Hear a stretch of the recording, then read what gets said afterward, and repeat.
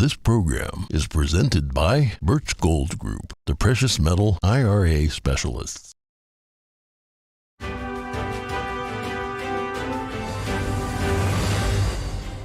Good morning. In today's headlines, Chinese leader Xi Jinping and President Vladimir Putin engage in a second day of talks in Moscow. We speak to a retired Marine colonel for his take on the meeting and what it means for the rest of the world.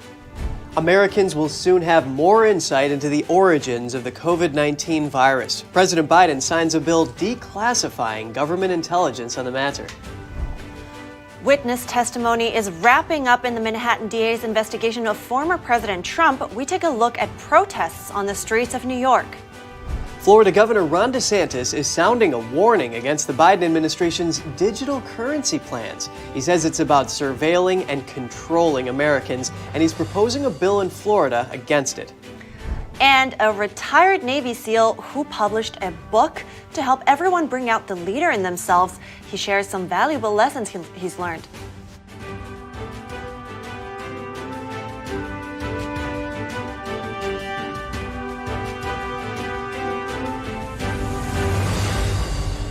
Good morning. Welcome to NTD. I'm Kevin Hogan. Good morning. I'm Evelyn Lee. Today's Tuesday, March 21st, and we have a lot to get to this morning. We're starting with Chinese leader Xi Jinping. He's having his second day of talks with Russian President Vladimir Putin in Moscow today. China is portraying itself as a broker of peace and calling for a ceasefire.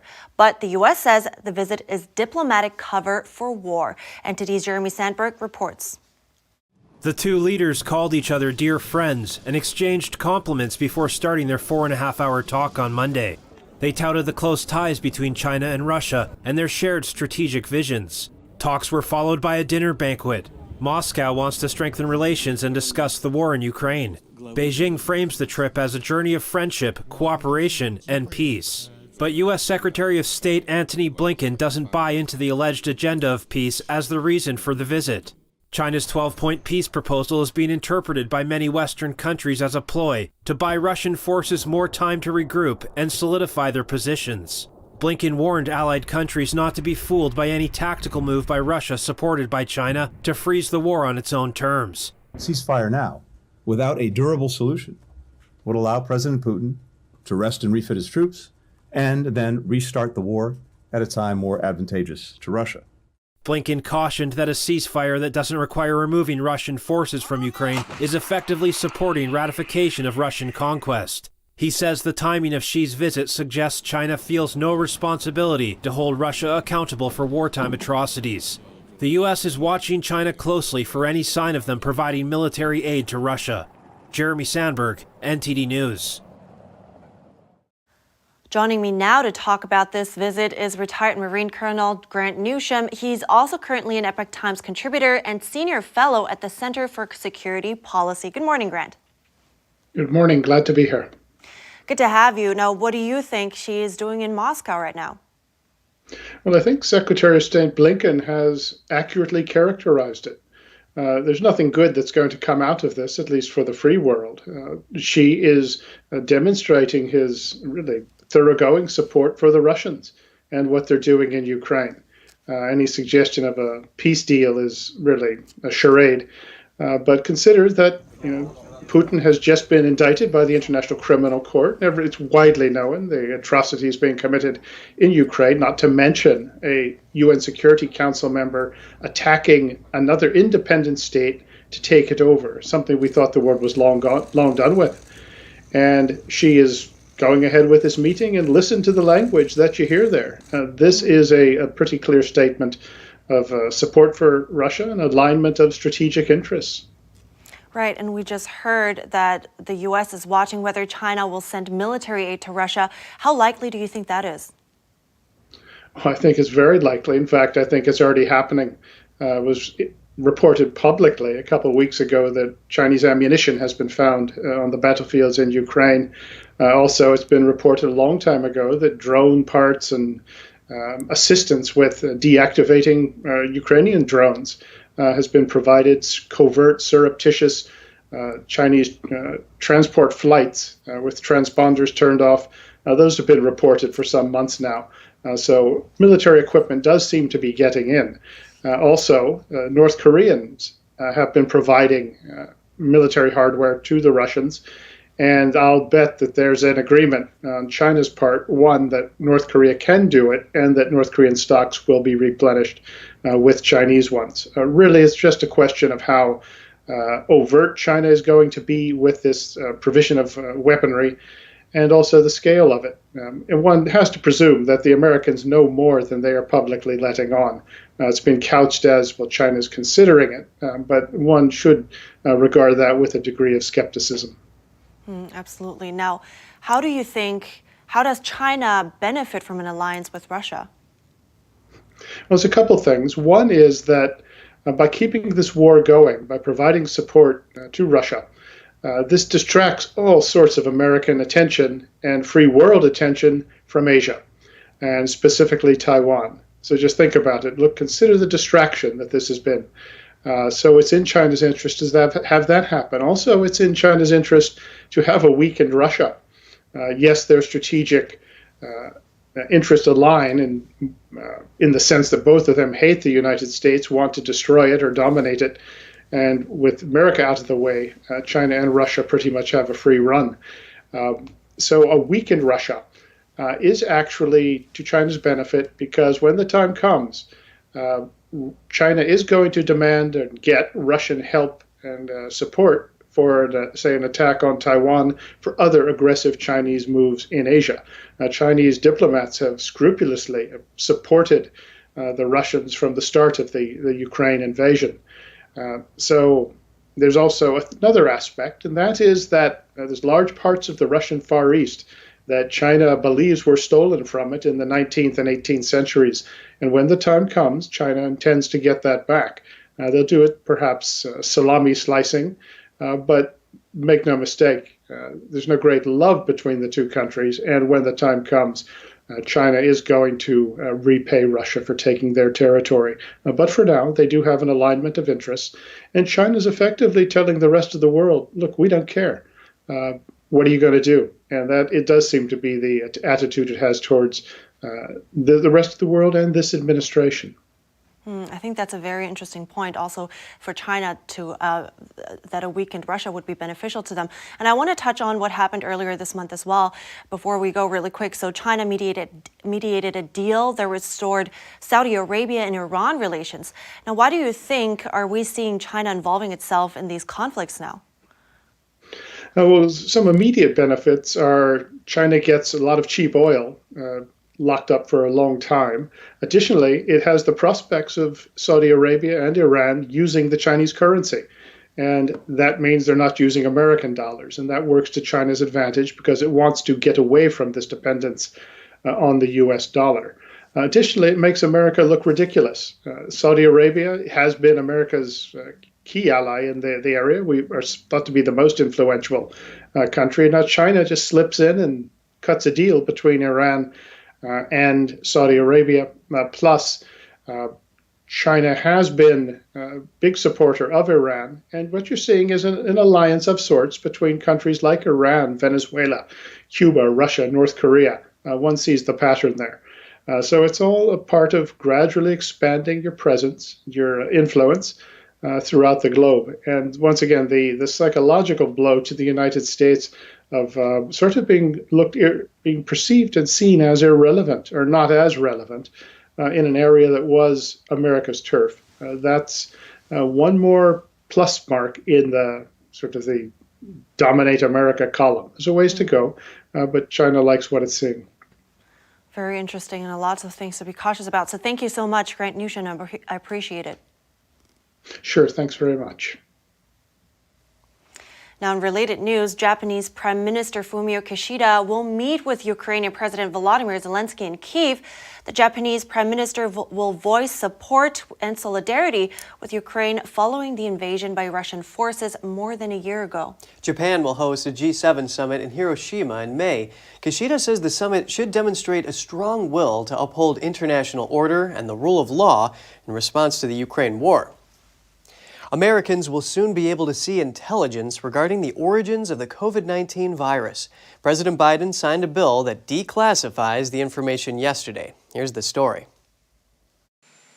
President Biden on Monday signed the COVID-19 Origin Act of 2023. It's a bill that mandates the declassification of COVID origin-related intelligence. Here's what the White House said about the bill earlier this month. The first few months of the president's administration, he came into office. He directed the intelligence community to declassify information, assessing COVID origins, and to make that report public to the American people, because we know and he understands how important it is to get to the bottom of COVID origins. We will continue to use every tool to figure out what happened here, while also protecting classified information. Biden said in a statement Monday, quote, "We need to get to the bottom of COVID-19's origins to help ensure we can better prevent future pandemics. My administration will continue to review all classified information related to COVID-19's origins, including potential links to the Wuhan Institute of Virology." Both the House and Senate unanimously passed the bill earlier this month. Republican Senators Josh Hawley and Mike Braun introduced the bill. Here's Hawley speaking to Fox News on March 1st. Listen, the American people, it's past time. Let's show them what the government has. Let everybody see for themselves. Let everybody read it. At the center of contention is the Wuhan Institute of Virology. U.S. health agencies were found to have funneled federal money to the lab via a New York nonprofit, EcoHealth Alliance. Experts say that some of this funding aided gain-of-function research at the Wuhan lab. The debate over virus origins came back to the surface again recently. This is after the Energy Department concluded that a lab leak is the most likely source of the pandemic. The FBI also reached the same conclusion. Senator Josh Hawley wants to put an end to China's so-called sweetheart trade status. The senator is introducing a bill today that would cancel the country's most favored nation status within 2 years. The proposal would also allow higher tariffs on Chinese imports. Hawley says China's privileged trade status has played a role in the loss of nearly 4 million good manufacturing jobs. He says the lost jobs in some communities have resulted in fewer people getting married, as well as more addiction, divorce, and suicide. The senator says policies that weaken working men and women in America and make the CCP rich must be repealed. Now on to the Manhattan DA's investigation into former President Trump. Our reporter Jason Perry is on location outside the courthouse in Manhattan. Jason, what's it like down there right now? Good morning. I hope you guys are doing well. I'm here right outside of the courthouse in Manhattan, and as you can see, barricades have been put up around the courthouse, and I've seen several NYPD officers patrolling the area. It appears the Manhattan District Attorney's Office is now closing in on a decision whether or not to indict former President Donald Trump.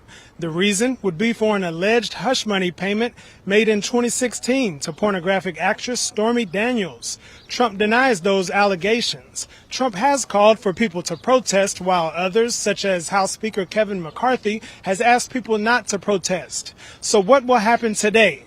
A source close to the Trump legal team told CNN that if Trump is indicted, they do not expect any arrest or appearance in court to happen before next week. And Manhattan DA Alvin Bragg will have some explaining to do. The House Judiciary Committee on Monday ordered Bragg to testify. The committee told Bragg that his apparent decision to pursue criminal charges where federal authorities declined to do so requires oversight. And they also asked for a number of documents related to the case. Trump is leading in many of the polls to become the next president of the United States. So some people are calling this investigation politically motivated. Well, that's all we have for now. Back to you in the studio. Thank you for that update, Jason. Attorney Robert Costello testified before grand jurors in the case yesterday. Costello was a former legal advisor to ex-Trump lawyer Michael Cohen. He says Cohen can't be trusted. He had in hand over 300 business records in the form of emails that he says can show that. Here's what Costello had to say about Cohen's credibility after his testimony yesterday.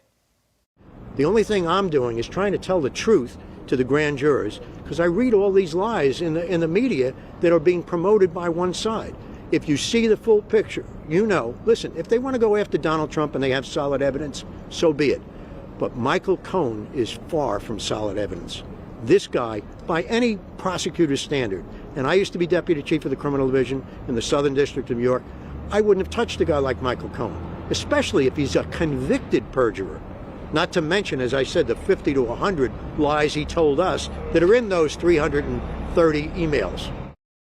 Costello says out of 321 emails, only 6 were shown to the grand jury for review, and that they were cherry-picked and taken out of context. He says he was surprised that none of the jurors asked for the complete records that he brought in. Costello says when Cohen was his client, he was in a desperate state and was looking for a way out, and that Cohen told him at least 20 times he would do anything to stay out of jail. Now that Cohen has served time, Costello believes he's out for revenge. Costello testified that Cohen told him the payments to Stormy Daniels were made without Trump's knowledge, and that Cohen said he took out a loan to get the money. And protesters gathered yesterday in New York outside the courthouse where prosecutors are wrapping up their investigation. It appears the grand jury in the case is hearing from its final witnesses. Members of the New York Young Republican Club protested yesterday. Gavin Wax, the president of the club, says he doesn't want to be there if Trump is arrested. He advised others to protest peacefully and to stay away from the court if it happens. Whenever it actually happens, it'll probably be a little bit of a zoo, so I would stay away. The American people realize that this is a witch hunt, and these charges have been in circulation since 2018. The fabric of our constitutional republic is more important than our political differences. These people don't care. They'll go after Trump. They'll arrest Trump because they want to stop him from restoring our country to what it was over the last number of years. We need a DA who's going to focus on doing the job and not weaponizing his office to pursue political persecutions that are neither wanted nor warranted. Coming up, Florida Governor Ron DeSantis says federal digital currency will see a no welcome sign in Florida, and he's introduced a bill to make that happen.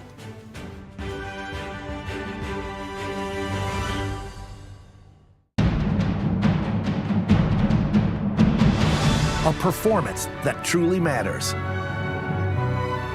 for each and every one of us.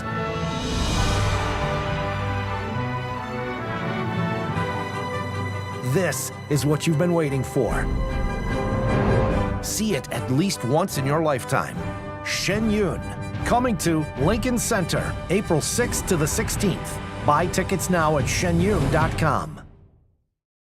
This is Stephen K. Bannon. I urge you to protect your savings from inflation by diversifying into a physical gold IRA from Birch Gold Group. Simply text the word NTD to 989898 and you'll get a free info kit on gold IRAs explaining everything. I am blind, but I need not see. I know this road is there for me. If I'm really free.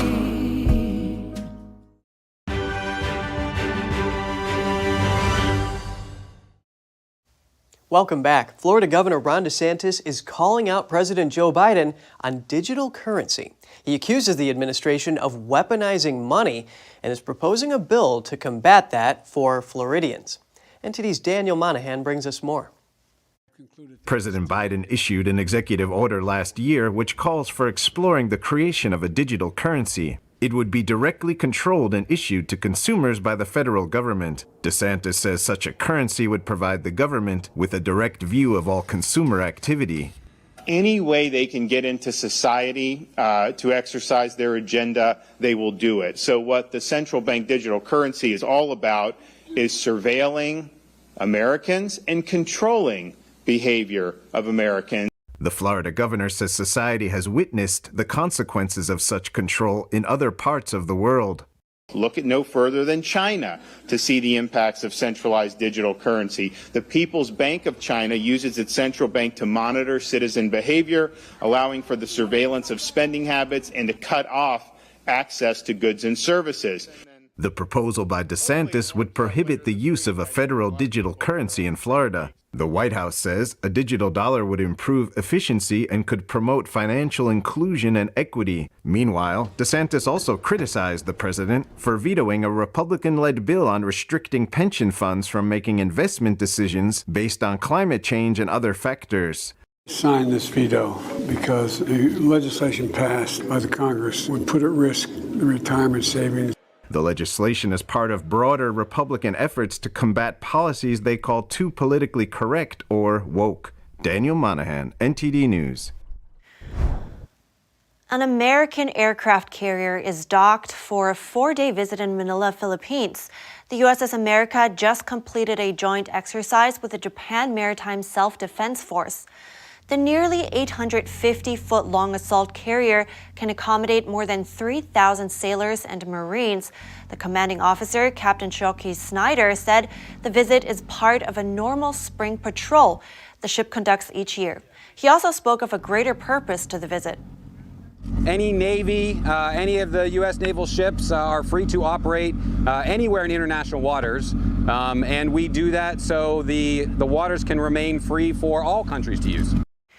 It's the first time the vessel has docked in Manila to rest and recuperate. It's scheduled to leave on Thursday. According to Snyder, no deployment with the armed forces of the Philippines is planned. Google has suspended Chinese shopping app Pinduoduo. A Google spokesperson said today that malware issues were found on the platform. The spokesperson added that the Google Play version of the app has been suspended over security concerns. Google Play Protect scans all of the apps on Android phones and works to prevent the installation of malicious apps. Google's move follows efforts by the U.S. government to increase its cyber defenses. That's amidst an increase in hacking and digital crime targeting the country. The White House recently named China and Russia as the biggest cybersecurity threats to the United States. Up next, a retired Navy SEAL who published a book to help everyone bring out the leader in themselves and become a high-performing human.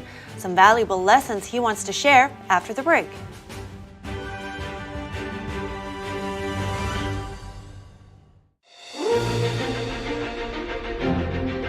NTD's Capital Report. It's about getting answers, cutting through the fog of politics. It's about your questions and our chances to ask. What is the net impact of the American Congressman Graves? Thank you for joining us. We're speaking to those in power to find out what does this mean for the people. We're here so you are in the know. The Fixture Pioneer, CGM. Professional AI intelligent fixtures. All-round integration of 4 systems. High precision, high durability, high quality. 2-micrometer repetition accuracy. More than 80 patent certificates. ISO 9001 approved. Precision clamping to meet your every need. CGM has it all. Pride of Taiwan, CGM.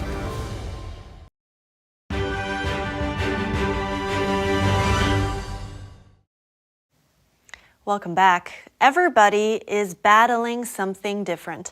That's what Mike Cirilli believes. He's a retired Navy SEAL and the CEO of Talent War Group. He wrote a book to help you develop yourself as a leader, and I asked him what the lessons are that he wants to share and why he wrote the book. When you think about it, when you make each person within an organization better, the collective group performs better. So the everyday warrior is very much a individual framework for developing yourself as a leader and a high-performing human. And it's from the collective lessons I learned from watching warriors around me. None of my books are autobiographies. I serve next to some exceptional men and women who just epitomize the definition of warrior. And so from watching them, their best practices, their habits, the foundational blocks they built to living high-performing, impactful lives, I put that in the book. And there's one thing that I want to know more about, because you encourage people to embrace failure. Why is that? Yeah, you know, failure, when you think about it, the external factors of failure are what people most likely fear.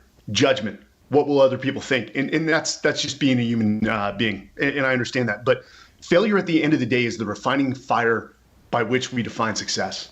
You fail until you succeed. Anyone who's met some level of excellence or prestige or achieve some goal will tell you they failed so many times in order to get to that point. Failure is life's greatest mentor. So embrace it. Nobody has to like failure, but when you understand it's part of the process and that's how you truly learn and grow, then you use it to your benefit. And so within special operations, the training is designed to make somebody fail up front and to see how you react to failure. Will you keep getting back up? Can you learn, adjust, and then continue on? And that's ultimately why it was a key chapter the first chapter in the book. That's really interesting. And do you have any, maybe personal example? Because you have an interesting background. You've probably been in very intense situations. So is there a personal example that you can share and, what you took away from it? Yeah, absolutely. Not to get too, dark here, but I was on a rooftop with a man named Michael Mansour, who, was a Navy SEAL. He jumped on a grenade 3 feet from myself and 2 other SEALs to save us. And he was posthumously awarded the Medal of Honor. He did not live, but he saved our lives. And from that, you go into a lot of reflection. And that was my second deployment in the SEAL teams. And I went on to do a total of 11 deployments. And it humbled me. I still learn from Mikey Mansour to this day. They just released a book, Defend Us in Battle, on him. And even in his death, I still learn from him. But that experience taught me so much about I don't know what I don't know, and I'm not as good as I think. And so that humility that it provided me has become a building block in my life. Consistency is key. And, what I've come to learn about and identify, and I write about it in the book, is that we all have outcomes or goals that we want to achieve, destinations. Rarely have I ever found true joy in achieving those goals or arriving at that destination. It's what you learn along the way, the journey, the foundational building blocks that you build going through hardship. If I were to give you everything in life, and it was easy, I would provide you with none of the principles necessary to live an impactful, fulfilling, and purpose-driven life. So you have to engage in hardship. Don't fear or don't refrain from accepting risk. And as we say in the special operations community, get comfortable with being uncomfortable. Because when one is pushed outside their mental and physical limits, that's where true learning and growth take place. But you've got to be consistent. Not every day is a step forward. It's a step to the side, maybe 5 steps back, but that's just part of the process that goes to failure. Once you choose your goal, stay with it. Stay with it. You'll be surprised how little the goal ends up providing you in terms of value. But again, that journey and what you learn along the way and those alongside you provide so much joy, especially being part of a military unit. That is very much part of my DNA. We accomplish some amazing things, but the amazing part about it is the men and women that I was surrounded by. Wow, lots of profound things. Thank you so much, Mike Cirilli. I really appreciate it. Thank you so much for having me on.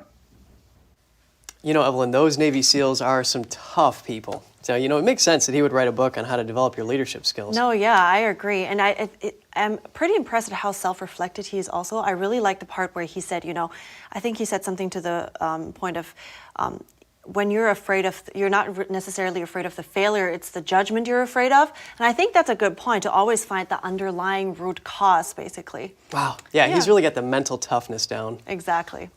All right, that's all for today's program. We're ending here on that note. As usual, write us if you have any ideas for stories or feedback at goodmorning@ntd.com. That's it for today. Thanks for watching. I'm Evelyn Lee. And I'm Kevin Hogan.